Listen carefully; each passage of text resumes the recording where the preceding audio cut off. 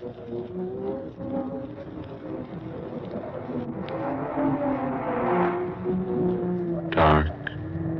fantasy.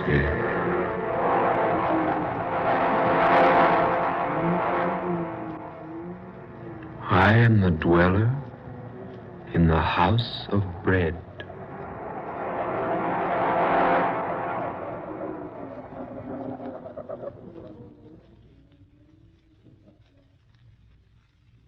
I'm Scott Bishop. I create fantasies for the radio. I write weird stories for magazines. I write books on strange subjects. Authors who do these things sometimes attract odd happenings. I don't ask listeners to believe my stories. I do not expect you to believe what I'm going to tell you now. As I was sitting alone at my typewriter one evening, plotting in my mind an outline for a story, my room was quiet. There was a soft, spicy odor of incense being wafted in from some other portion of the house. An organ was playing softly somewhere in the distance. That was when I fell asleep.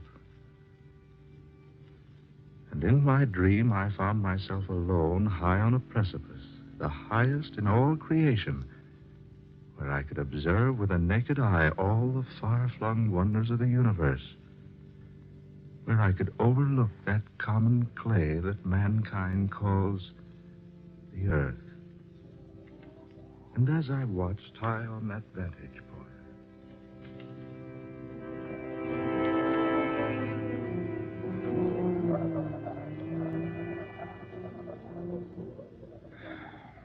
Why do you sigh, my son? Oh, I thought I was alone. Are any of us ever alone? No, I suppose we're not. But it's so desolate up here, so far from anything else. And I seem to be searching for something. Could it be, my son, that the reason is you are searching for the truth? The truth. What is the truth? You ask that? Then asking, you surely must not know. The truth. Is it some vague, inconsequential thing? Some mythical nothingness? Some non-existent wishfulness? Truth, my son, is neither inconsequential, nor vague, nor mythical. If I could only believe that. You can believe it, if you will. Can one believe something he's never seen? Perhaps. You think me a cynic, don't you, sir? I haven't said I do. Nor have you denied it. My son, look upon me. What do you see? Why, a man. Like myself. A little older, perhaps.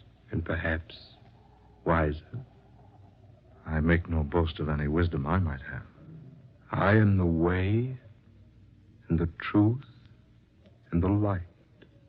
What was that? Merely words spoken by a man who was about to die. I know. The Bible. The Bible. The way, and the truth, and the light. If I could only find them. You will find them if you look far enough. Who are you? I am just a man. What's your name? It is a very common name. You'll find it in any city directory or telephone book. Then why do you conceal it? I don't conceal it.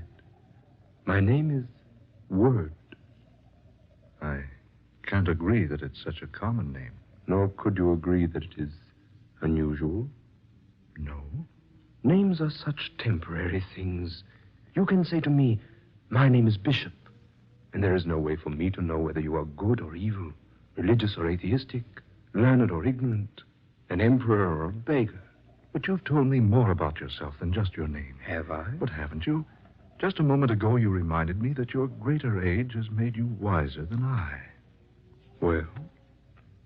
If you're so much wiser, perhaps you can tell me where to find what I seek. Where to find the truth? The truth, the light, peace, happiness, contentment. All those things man wants so eagerly, yet seldom finds in sufficiency. He only fails to find them, my son, because he is blind to them. Then they're real? They do exist? I have said that they do. Then I beg of you to help me find them. I beg of you. That, my son, I cannot do. For it is given no one to help another find those things which you seek. You must search them out in your own way. You must exert your own efforts and discover them. But can't you tell me anything? Anything at all? I would like nothing better than to disclose everything to you. But this much I can say. Yes? If you are sincere in wishing to find the truth, if you really desire to know the way of light and happiness and peace, if you would know the road to all these majestic things, then seek you the house of bread. Remember the house of bread. Seek you the house of bread. But wait. Wait, I say. Come back. Don't leave me now. Where is that house? Where will I find it? Where will I find the house? Tell me, O wise one. Where will I find the house of bread?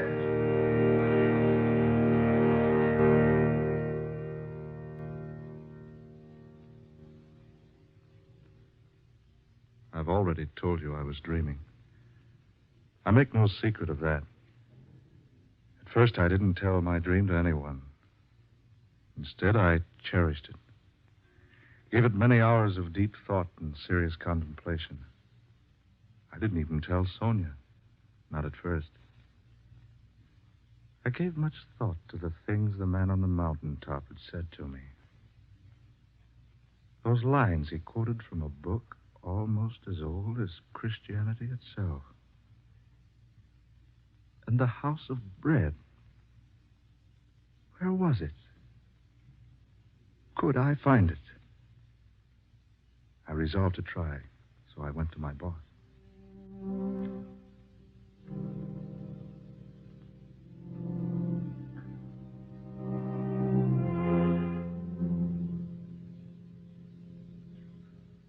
Are you trying to tell me, Bishop, that you're leaving? Regretfully, yes. But your work, your future. I wonder, sir, if there is a future. Well, Bishop, what intonations come over you? You've got a great future. Your books are selling like peanuts at a circus. Here's a wire from fantastic periodicals. They want a contract for a series of 12 short stories about the supernatural. That's $3,000. $250 apiece. That's not hay. Oh, good Lord, man. Are you out of your mind? Why, think of the years you've spent building up the reputation you've got. Think of those years you studied Greek and Latin and philosophy during the day and wrote cheap, sensational nonsense for the pulps at night to earn your education. And think of the trunk full of rejection slips you got from the slicks before you made the grade. Think of the money you've spent on travel and research. That's just it, boss. I am thinking of all those things. So what? So I worked hard and maybe I'm a success. Who can say? Maybe you're a success. Maybe you're a success. Well, if you do leave, where are you going?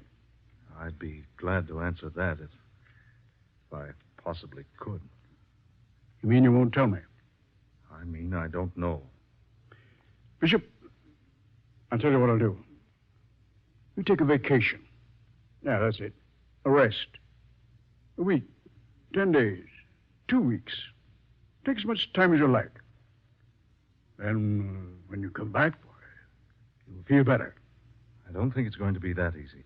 Oh, Bishop, what in the name of heaven's come over you? Don't you think you at least owe me an explanation? Yes, I guess I do. I owe anyone an explanation as you. Well, some satisfaction in that, at least. Well, it's like this. It all happened about 3 weeks ago, out at my study. I had a story to write for the radio, the Egyptian mummy thing. While I was trying to come up with a reasonable plot, I drifted off to sleep.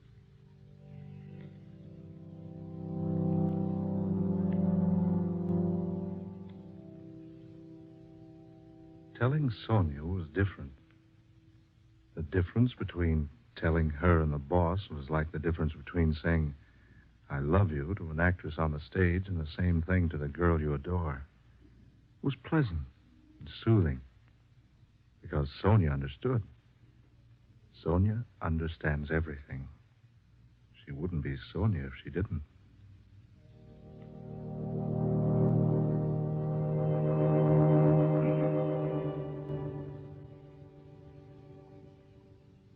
So that's the way it is, Sonia. Well, my darling, when are we leaving California? Scott, you look so strange. Didn't you think I'd want to go along? But, Sonia, you want to seek it, too? What better thing could I do? Yes, I might have known you'd wish to go along. Do you mind so much? Mind? No, of course not. But the journey may be a long one. I love long journeys. And a difficult one. I've always been used to difficulties. It may take us to far-off places. But I adore far-off places. And it may end only in disappointment. Haven't we shared many a disappointment, Scott? Yes, indeed we have. I can think of no one I'd rather make the journey with. Thank you, darling. When do we leave? Well, whenever the house trailer's been remodeled and the car cylinders have been ground. Where do we go first? I don't know for certain. It reminds me of Sir Galahad looking for the Holy Grail. Did he know where he was to begin his search? More or less, I suppose. Well, do you know where to start looking for the House of Bread? Darling, I haven't the slightest idea where to begin. Dearest, what do you suppose the man named Word meant by the House of Bread? Yeah, I've asked myself that time and time again. Surely not a real house. No, I think not. Sonia, that phrase symbolizes something. But what? Well, perhaps we shall find out someday.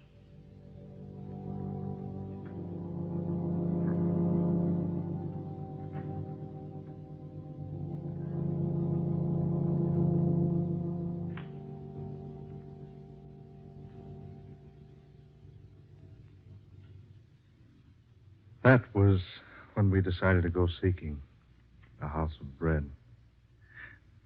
As I look back on it now, I don't blame the boss for thinking I was bombing. Here we were, Sonia and I, two supposedly sane, sensible people throwing up everything, kit and caboodle, and taking out to look for something more vague and unknown than Shangri-La or Arcadia or Nirvana, some other synonymous place. And all because of a dream.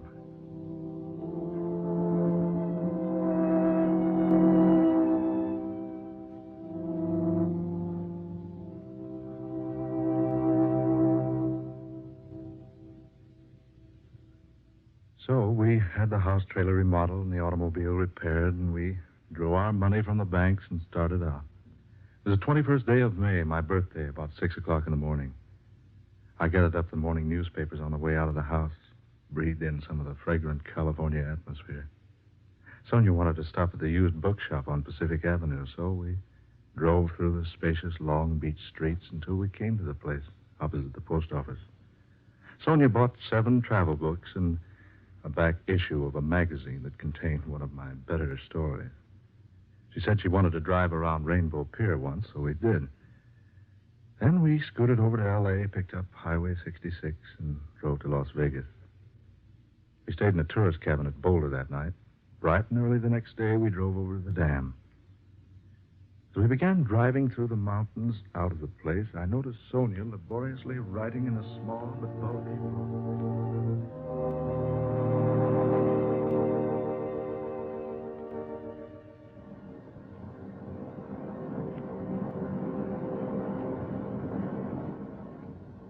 What's that, dear? A 5-year diary. I thought we should log our trip. Perhaps we'll assemble enough material for you to write another book. If we log our trip, my sweet, you'll have to do it. Me, I can write an IOU with a pencil. Oh, I've already started to keep it, Scott. Here, listen. May 21st. We left Long Beach at 7 a.m. and were out of Los Angeles by 10:30.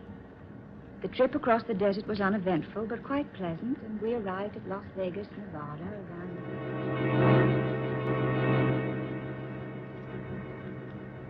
May 22nd, Flagstaff, Gallup, Albuquerque. May 23rd, Amarillo, Oklahoma City, Tulsa. Kansas City, St. Louis, Chicago. Philadelphia, Washington, New York City.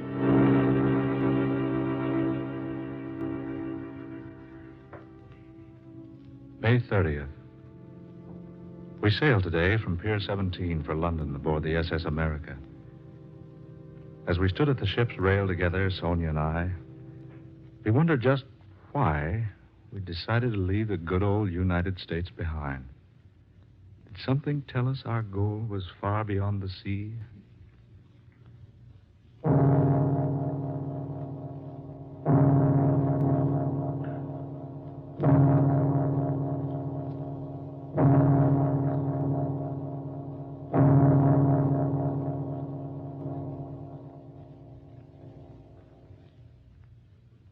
We have spent the past few days in London.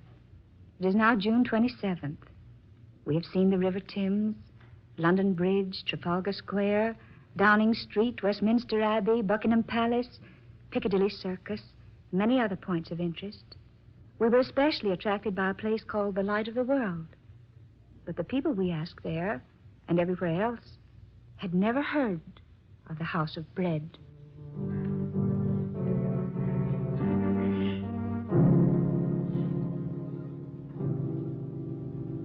July 16th. We're about to leave Paris for Madrid. Sonia and I sought diligently in this city of pleasure for the place the man called Word named to me. We searched everywhere. The magnificent Bois de Boulogne, boulevards, everywhere we could go. We did Eiffel Tower and the Louvre and Cardinal Richelieu's Palais Royal, the Cathedral of Notre Dame, Grand Opera House, the Arc of Triumph. Then we were attracted to the Place de la Concorde, which is called the Place of Peace. And we thrilled for a moment because we thought our search was ended. But when we asked about the House of Bread, folks only laughed at us.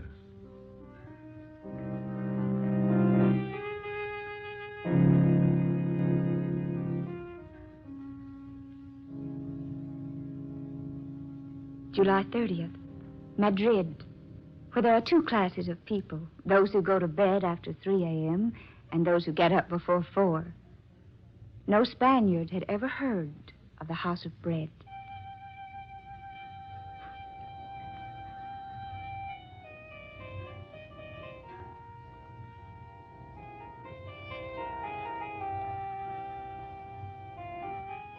Morocco, August 20th.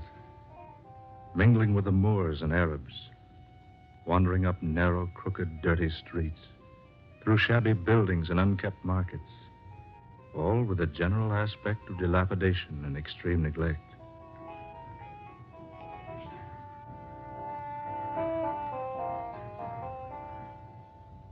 Tripoli, September 15th.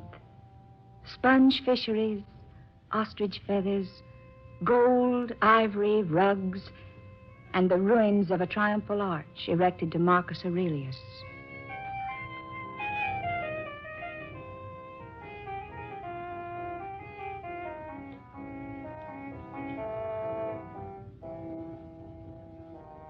Cairo, Egyptians, Arabs, Nubians, and Turks in a city of mosques, high stone houses, barred windows, stately turrets and domes, rising above the surrounding dirt and squalor, and the temple where tradition has it that God talked with Moses. No encouragement here either. The house the man Word spoke of is unknown. It is late October.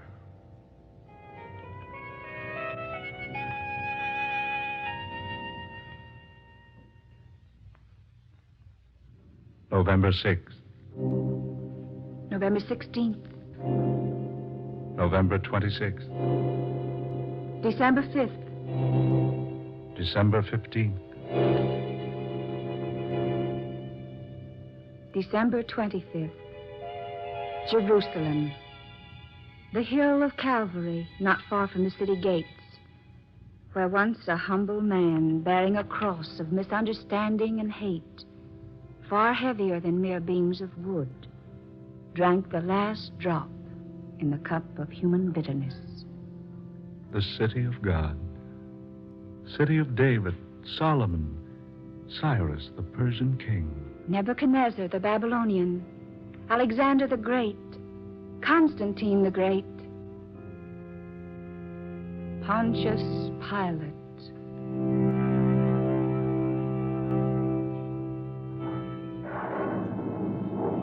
The storm swoops down. Rain begins to fall. The newborn stars are hidden, all save one. There's one star to the east, quite close by. It scintillates through the gloom, through the downpour. Sends out its rays and engulfs us, enfolds us, becomes almost a part of us. And Sonia writes that we must follow the beam it sends pounding vigorously earthward.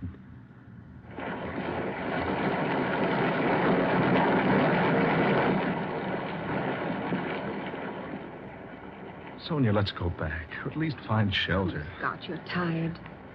We've tried to find shelter. It's strange. The lodgings are completely filled. Then we'd best go back to Jerusalem instead of wandering about here in the darkness. Here. There's some sort of a shelter here, Scott. Let's step inside a moment, shall we? It's all right, dear. There seems to be a light in here. Yes. And there's someone here beside us. Scott, look. I bid you welcome, good people. We beg your pardon. We thought this place was unoccupied. No, do not go. You are welcome here. I say, haven't we met before? I believe we have. Yes, we have. Now I remember. You're the one in my dream. Your name is Word. In the beginning was the Word, and the Word was with God, and the Word was God. The way and the truth and the light. I am come, a light into the world, that whosoever believeth in me shall not abide in darkness. The way and the truth and the light. And lo, the angel of the Lord came upon them, and the glory of the Lord showed round about them, and said unto them, Fear not, for behold, I bring you good tidings of great joy. For to you is born this day a Savior, which is Christ the Lord. Be not afraid. Have you not been told, Seek ye the Lord, and he will not be scornful unto thee? Here in this humble manger, you were born. 2,000 years ago. Verily I say unto you, I am with you at all times, in all places, even unto the consummation of the world. Then this is our answer. This is what we have been seeking so earnestly. Because you have seen me, you believe.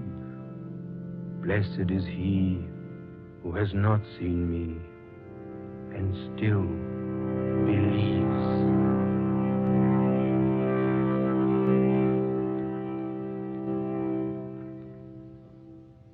And that is my story. We awoke the next morning feeling more refreshed than we'd felt in all time.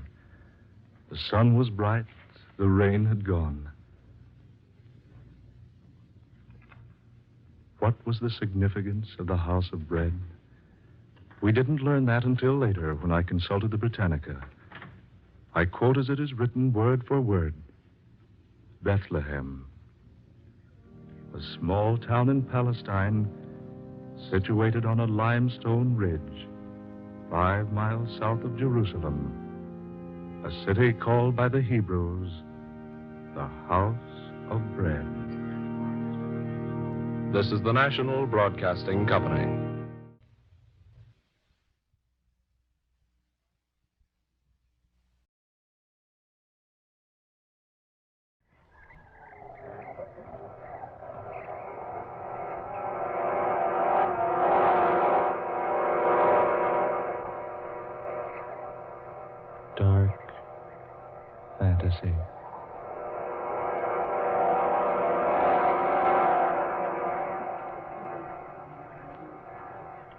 Resolution 1841.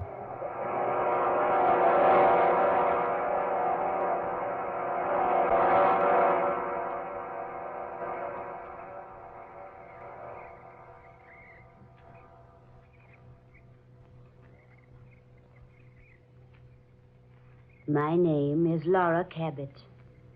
It is January 2nd, 1942, the second day of a new year. As I speak these words, even I myself can't believe that what has happened is true. It began only a few short hours ago, less than 48 to be exact. And yet it has changed everything for me. Even life itself. I must tell someone. And so, I'm telling you. It all began night before last, New Year's Eve. A number of us had braved the deep snow and cold north wind to go out to the old Cabot place, north of Quincy, to see the new year in. There were 4 of us. Ed and Helen Richards, who had just been married a year, and a business friend of Ed's named Duke Toback. We had to leave Ed's car down at the road and walk up the narrow, unused lane leading to the big brick house.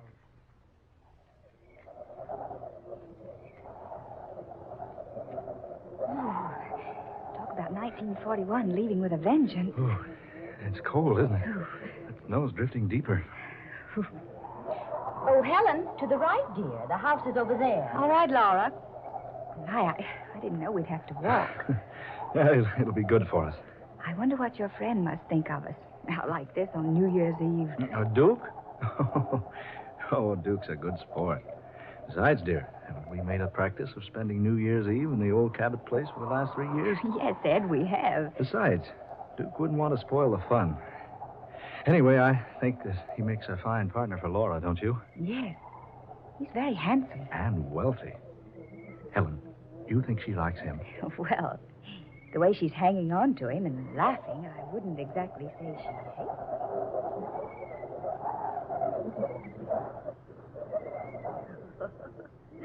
Oh, Mr. Toback, you certainly must think that we're idiots. I wish you'd call me Duke. I've been calling you Laura all evening. Well, I guess it's because I'm so fascinated by your last name that I used it. Tell me, how do you spell it? Just like it sounds. Tobac. Duke. Yes, Laura? Spell your last name backwards. Toback, spelled backwards, is Cabot. My name. I say, you're right. Well, that's the most unusual thing I've ever heard of. Well, I'm an unusual person.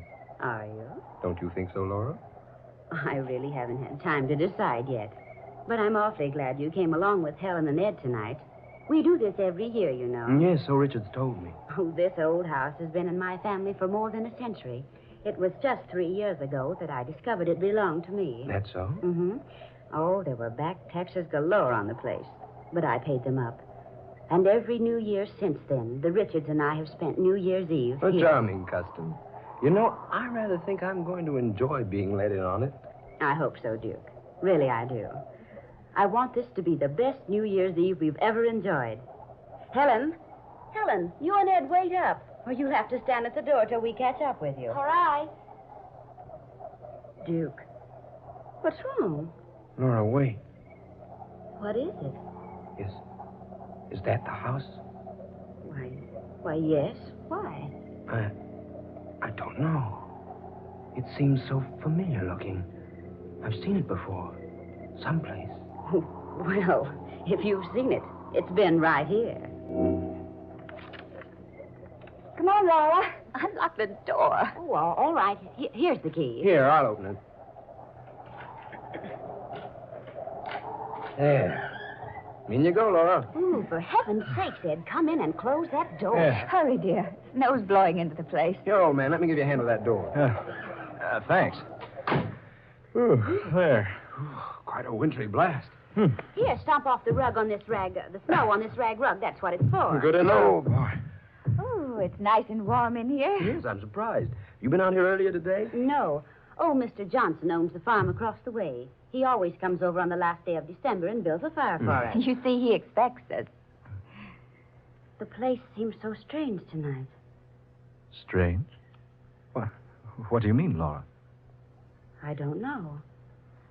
Does it really feel warm to you folks? Well, it certainly does. Of course it does, dear. It's fine. Boy, it sure makes it handy to come here and have the place all heated for us. Yes, but it doesn't seem the same in here as it always has before. Well, personally, I think it's very homey. Well, so do I. It's a pity no one lives here. It's such a nice place. I've tried to convince Laura she should stay here instead of renting in town. I've had this feeling before. It's so strange. Almost weird. Weird? Why, this place is far from being weird. Oh, of course. Oh, I'm just being silly. Come on, Helen. Let's take our coats into the other room and see what condition the kitchen's in. All right. Ed, you'd better throw a log on the fire. How about some refreshments all around, huh? Oh, you just leave that to us, gentlemen. There are plenty of refreshments in the kitchen. Yes, indeed. Laura and I had them sent out yesterday.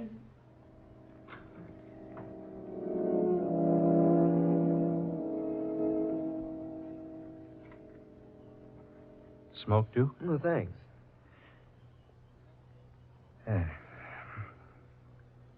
Well, how do you like her? Laura? Mm-hmm. Charming. Oh, now, Duke, is that all you've got to say for her? Well, I haven't known her but a few hours. And yet, Yes, Duke? it seems that I have known her before. Somewhere. Sometime. What makes you think that? I can't say. Something about her. The way she acts. The way she talks, possibly. I don't know. Well, have you asked Laura if she'd met you before? Oh, I thought that rather a silly thing to say. Besides, that's what men always say to women when they're trying to make conversation. And, well, Laura's very easy to talk to. She talks so comfortably with me. And, well, it's as though she'd known me someplace before, too. Yeah, well, I know how you feel, Duke. I felt the same way about folks I'd just been introduced to. Sensations like that are hard to explain. Yeah, they're generally not explained. Look here, Duke. This is your first trip to Quincy, isn't it? Not only my first trip to Quincy, it's my first trip to Massachusetts. Well, now, Laura's lived here all her life. She's been away a summer or two on vacation, though. Possibly you met her then. Yes, that could be the answer. But it does seem we've been acquainted before. And the strangest part of it all is, it seems that we were once very close to each other. Very close.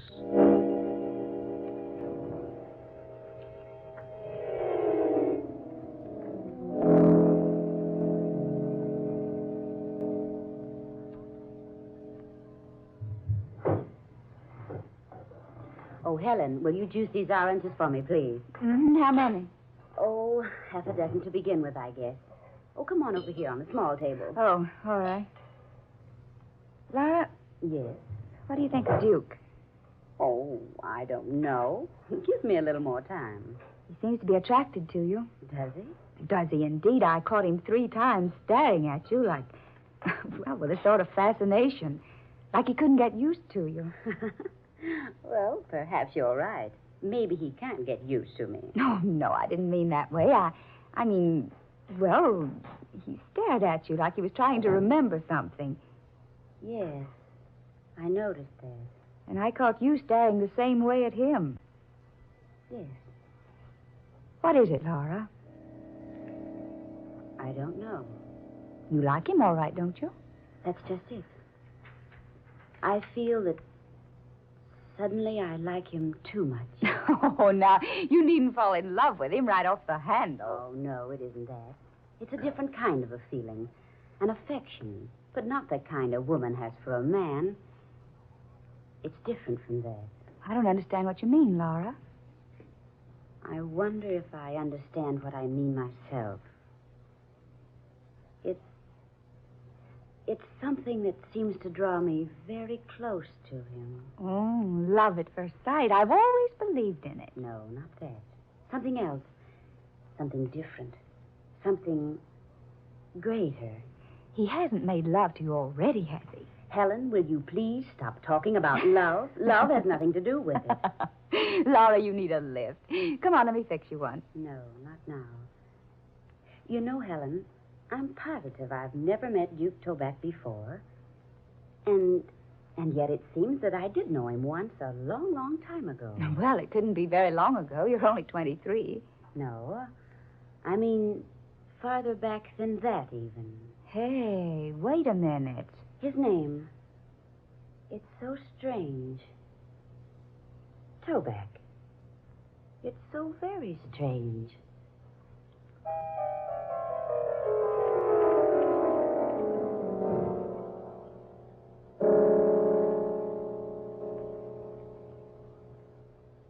$11:30. No, just 30 more minutes, then it's goodbye, 1941. I can't wait. I've had enough of the past 365 days.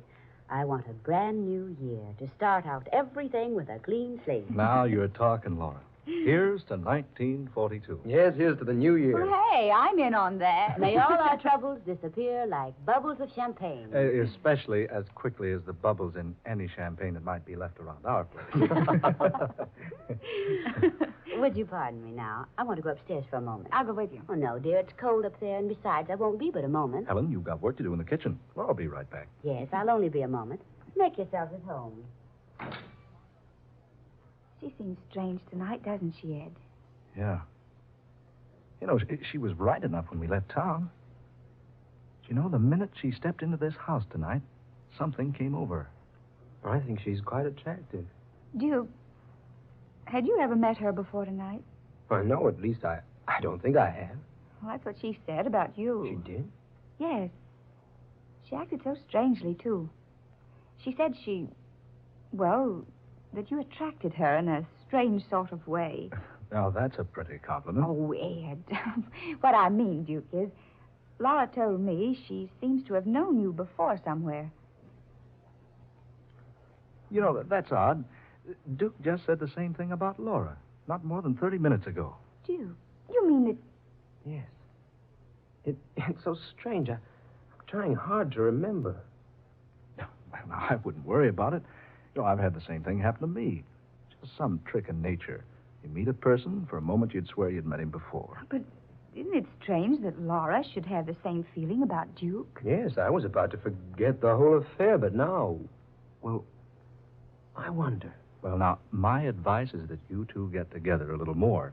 Talk over the places you've visited, places you've been.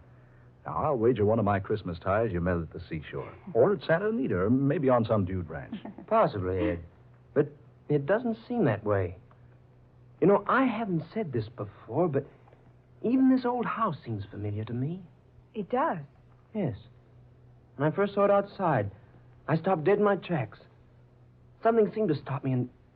Well, I'd have sworn I'd walked up that same lane out there dozens and dozens of times. Well, that's incredible. This room, with its high ceiling and huge fireplace. These pine walls, the heavy oak floors, the decorations. They all seem so vaguely familiar. But why should they? You've never been here before. No, I haven't. Don't you two think it's getting chilly in here? Yes, a little. Oh, there are no more logs. I guess I'd better go fetch a couple. No, Ed, I'll do it. Now, there's no reason for both of you to go out in the cold. Ed, you go. Isn't that just like a wife? No, Ed, you stay here. I know exactly where the logs are. I saw them when I came in. I'll be right back with a couple. Better put a coat on, old man. No, I won't be out long enough. The wood's just around the corner of the house.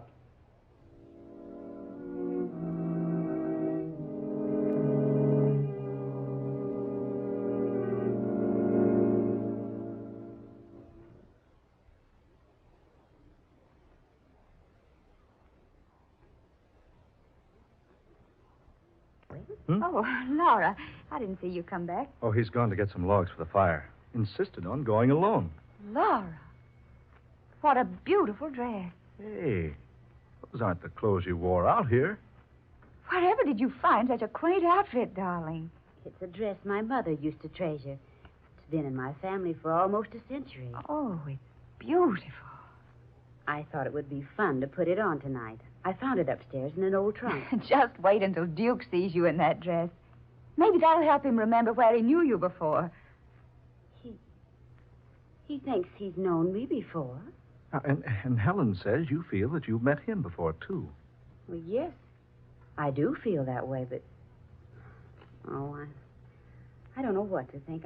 I'm so upset tonight. Laura, what is wrong tonight? Ed and I've both noticed it. Yeah, what's wrong, Laura? Oh, I didn't want to mention it, but... There. Something is wrong. Well, can we help you? No, I couldn't ask you to. Well, you two know how very fond I've grown of this old house and the property. Yeah. You certainly spent a lot of money putting it into shape. I still don't see why you don't live here. Oh, it's the memories and more than anything. And the fact that my grandmother and her grandmother and hers lived here for so many years. Oh, Laura, you don't mean you're going to lose the place? I'm afraid so. Oh. You see, it's heavily mortgaged. I'm in debt more than $3,000. I can't meet that debt. Well, that's a little more money than we've got right now. Yes, quite a bit more. Oh. Ed? Duke. Oh. Oh, Ed, see what's wrong. For heaven's sake, don't just stand there. Hurry.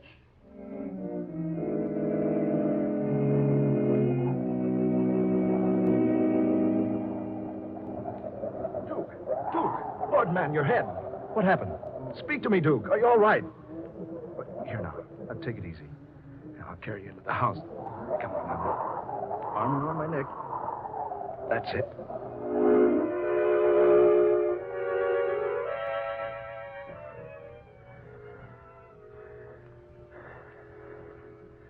Is he all right, do you think? Yeah. There's quite a pile of wood out there. Picked up a piece near the bottom, and the lot slid down on him. Just knocked him out, that's all. Oh, he looks so pale. Here, loosen his collar. There. You better take his tie. That's it. Oh. Duke? Oh. Duke? Are you all right? Feeling better now, old man? What? Is something wrong? You had an accident, Duke. Do you feel all right now? Laurel. Yes, Duke? Laurel.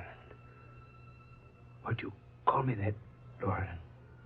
Who are these people?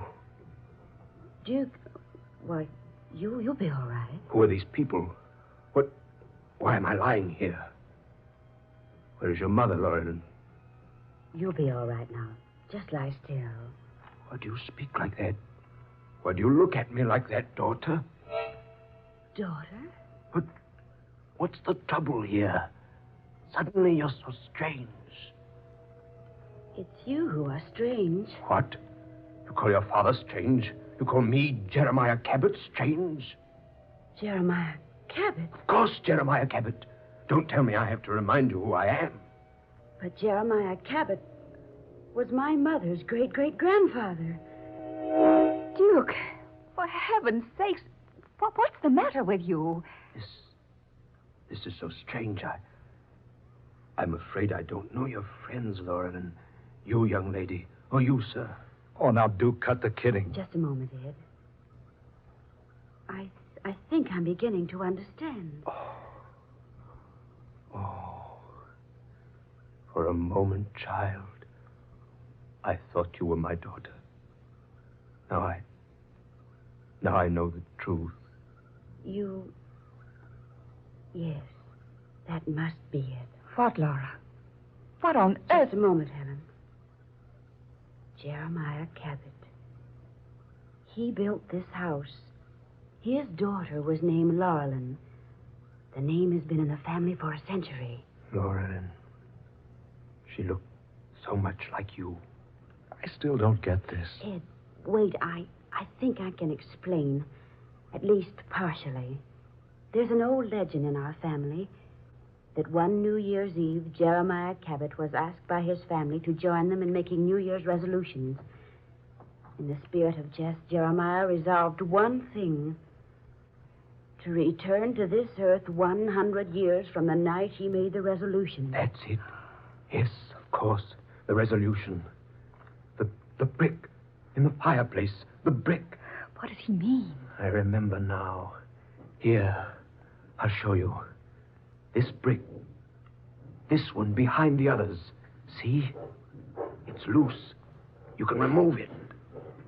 But what are you trying to tell us? Here. You see? A hiding place behind the brick. This is where the papers are hidden. And the money. Will somebody please tell me what's going on around here? Ed, that's real money. $10,000. You see? It has been hidden here for years. And here, pictures. And the original deed to the Cabot property. Why, this is most amazing. And this is what I was looking for. Here, Laurelyn, read this. Go ahead, child. Read it. What did it say, Laura? Do you want me to read it? No. Just a moment. It's quite faded. The ink is almost gone. It says, I, Jeremiah Cabot, being in my right and sane mind, do solemnly resolve this night to return to earth again. Exactly 100 years from now, if it be within the realm of power. Signed, Jeremiah Cabot. December 31st, 1841.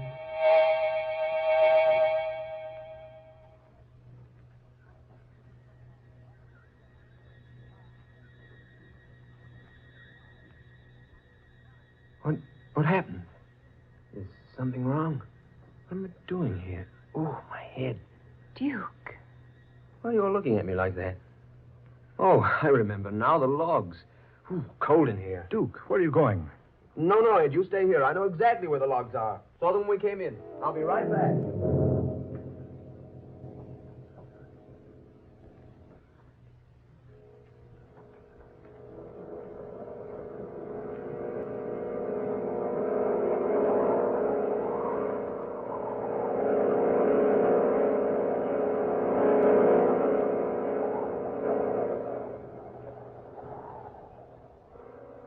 Dark fantasy.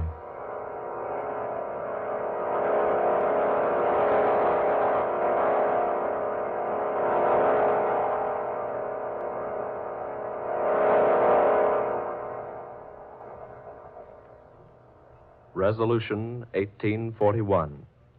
Tonight's tale of dark fantasy, written by Scott Bishop. Charles Carshon played Duke Toback. Minnie Jo Curtis was Laura Cabot. Eleanor Naylor Corrin was Helen Richards. And Ben Morris played Ed Richards. Next Friday night at this same time, the National Broadcasting Company will bring you the 8th in this series of stories of the supernatural and the unusual, created for you by Scott Bishop. Listen for the weird and haunting The Curse of the Neanderthal, the story of a grave 40,000 years old, and the awesome secret that it contained. Dark Fantasy originates each Friday night in the studios of WKY, Oklahoma City. Tom Paxton speaking. This is the National Broadcasting Company.